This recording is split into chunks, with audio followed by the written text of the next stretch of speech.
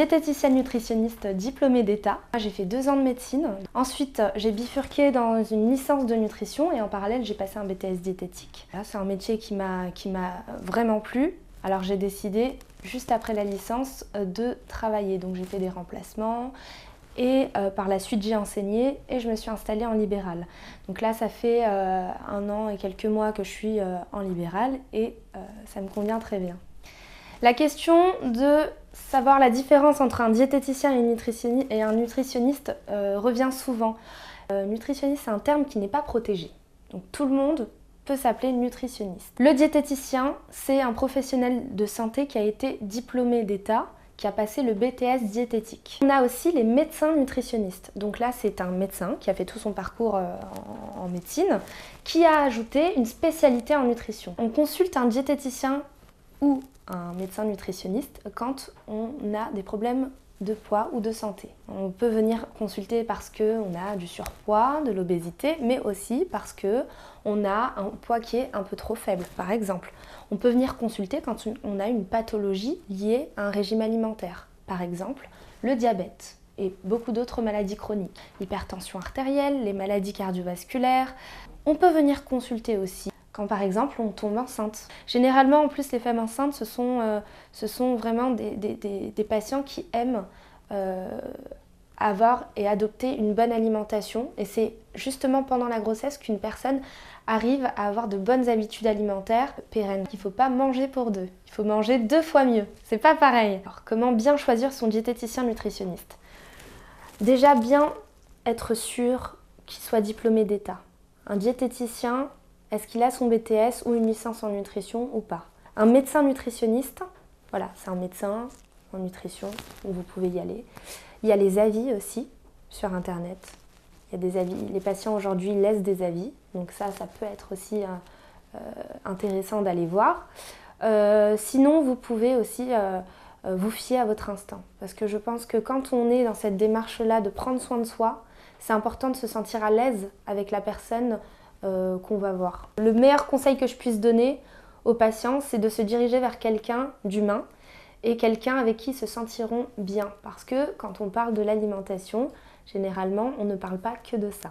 Ça commence par ça et parfois ça finit par tout un tas d'autres informations, toutes plus importantes les unes que les autres, qu'il faudra prendre en compte. Et donc, le diététicien s'en servira pour comprendre le comportement alimentaire du patient et pour améliorer du mieux qu'il peut sa prise en charge. La première consultation consiste à faire un bilan nutritionnel. Alors, on va parler de l'histoire du poids du patient, on va savoir ses habitudes de vie, on va apprendre à connaître le patient tout simplement. Ça va déterminer toute la prise en charge. C'est une première consultation.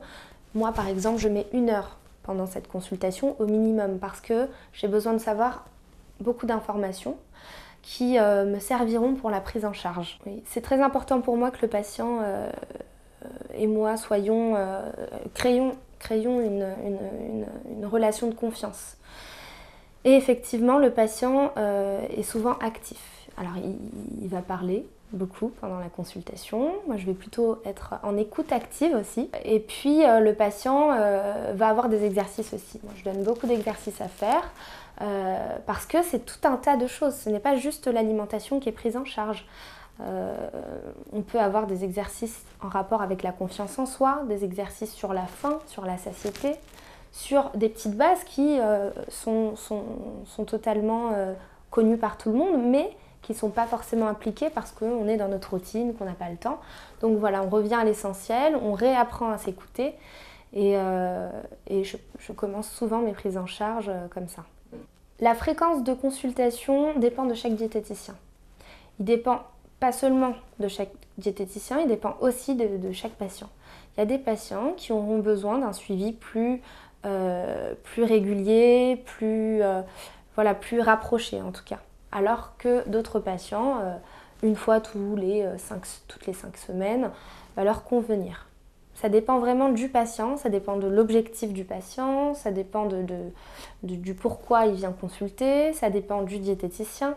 Voilà. Mais il n'y a pas un parcours type. Ça dépend aussi s'il y a des troubles du comportement alimentaire.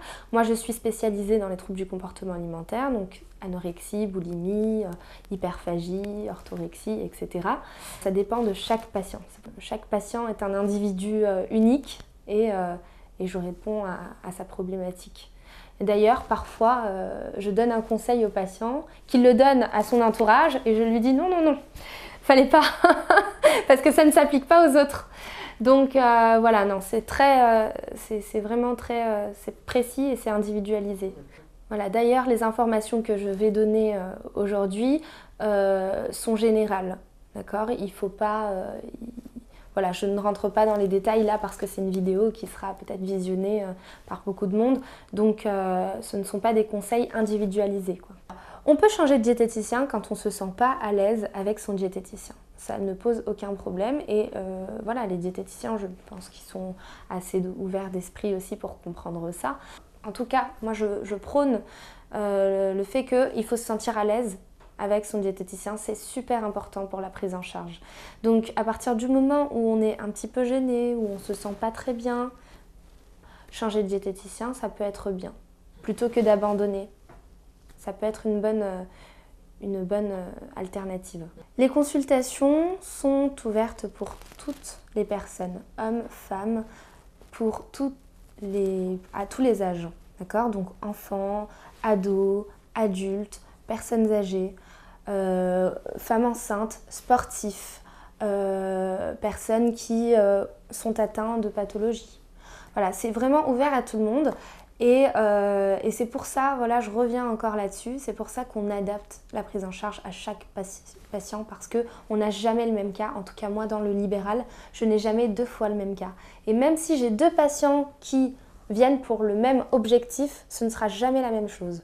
Parce que justement, ils n'ont pas la même manière de réagir, ni la même interaction avec moi, donc on ne va pas prendre forcément le même chemin. Pour conclure, je dirais que pour choisir un bon diététicien, il faut choisir le diététicien avec qui on se sent le plus à l'aise pour parler et il faut s'écouter et être prêt à prendre en charge ce qu'on a envie de prendre en charge.